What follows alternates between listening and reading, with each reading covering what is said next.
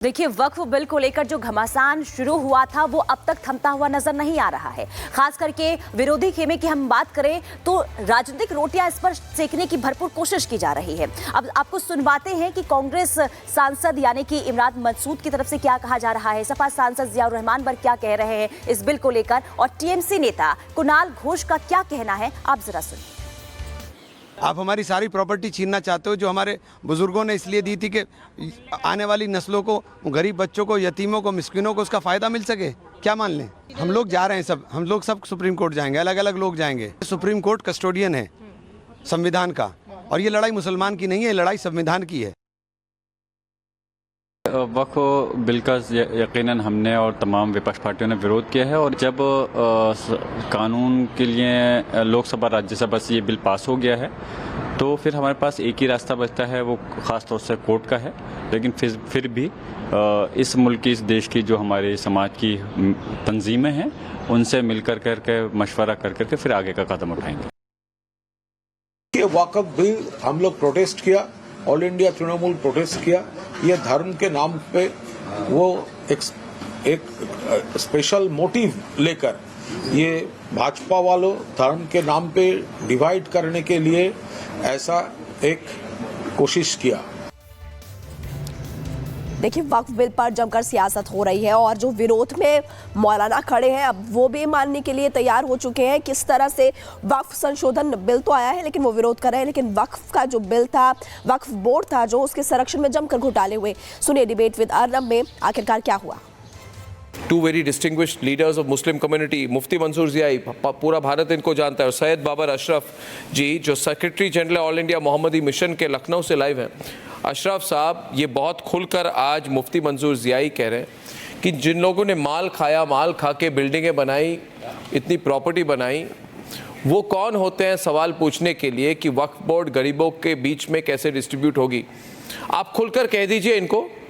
अशरफ साहब, आप सुनिए इनकी बात। हाँ, बोलिए मुफ्ती साहब जी, बोलिए।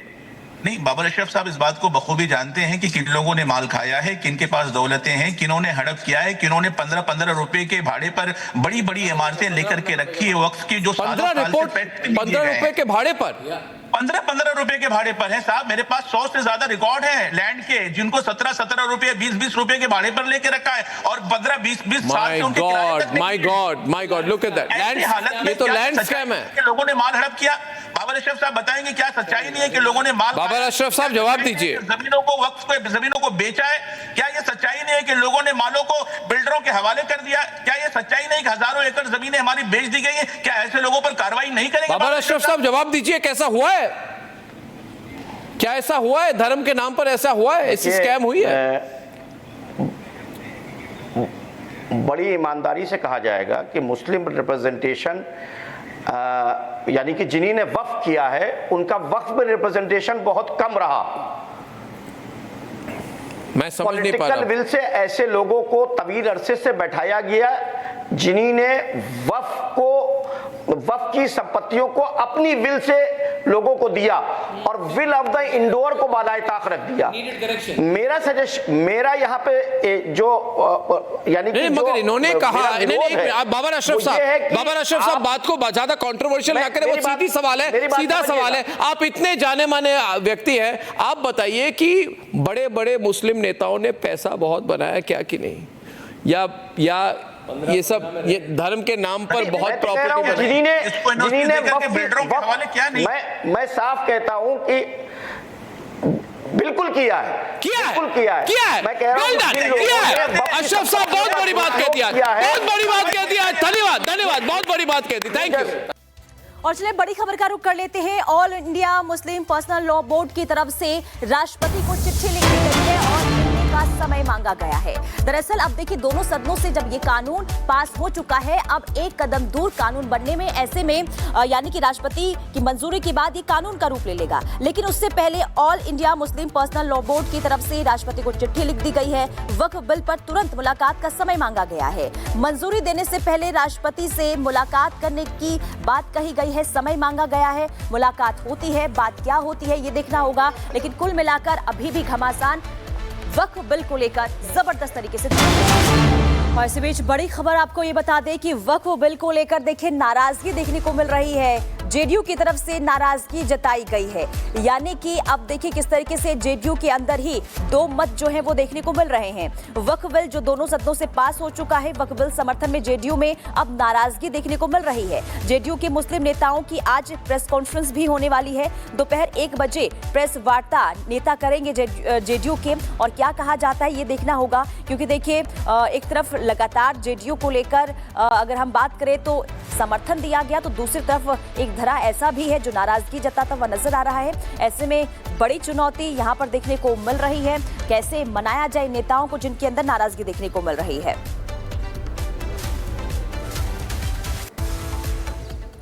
बीच एक और बड़ी खबर बता दें, अखिल भारतीय उलेमा बोर्ड की तरफ से आज एक प्रेस कॉन्फ्रेंस की जाएगी। इस प्रेस कॉन्फ्रेंस पर प्रेस कॉन्फ्रेंस का आखिर मकसद क्या है, तो मुंबई में होगी उलेमा बोर्ड प्रेस कॉन्फ्रेंस और वक्फ विरोध करने वाले का आभार यहां पर जताया जाएगा। विरोध करने वाले सांसदों को शुक्रिया कहेंगे, देशव्यापी आंदोलन का ऐलान भी करेंगे, क्योंकि कल देखिए अलग अलग देश के हिस्से से तस्वीर सामने आई थी जहां पर वक्फ बिल को लेकर विरोध प्रदर्शन देखने को मिला था। महाराष्ट्र से लेकर अगर हम बात करें बिहार, वहां से भी तस्वीरें सामने आई थी, अहमदाबाद से भी तस्वीर सामने आई थी जहां वक्फ बोर्ड को लेकर लोग विरोध प्रदर्शन करते हुए नजर आ रहे थे। अब इसे लेकर अखिल भारतीय उलेमा बोर्ड की तरफ से प्रेस कॉन्फ्रेंस की जाएगी और उलेमा बोर्ड प्रेस कॉन्फ्रेंस जो है मुंबई में होगी और जिन्होंने वक्फ को लेकर विरोध जताया उन्हें धन्यवाद किया जाएगा। आगे बढ़ते और अब बात करेंगे वक्फ संशोधन बिल की, जो कि लोकसभा और राज्यसभा दोनों जगहों से पास हो चुका है। आपको जानकारी दे दें कि देश के कोने कोने में इसको लेकर अब जो मुस्लिम है विरोध प्रदर्शन कर रहे हैं, सड़कों पर उतर आए हैं। वहीं पर असदुद्दीन ओवैसी और उनके साथ कुछ और पार्टियां वो भी सुप्रीम कोर्ट पहुंच गई है। खबर तो ये भी मिल रही है कि जेडीयू में भी अंतरकलह देखने को मिल रही है। आखिरकार पूरी खबर क्या है, रिपोर्ट में देखिए।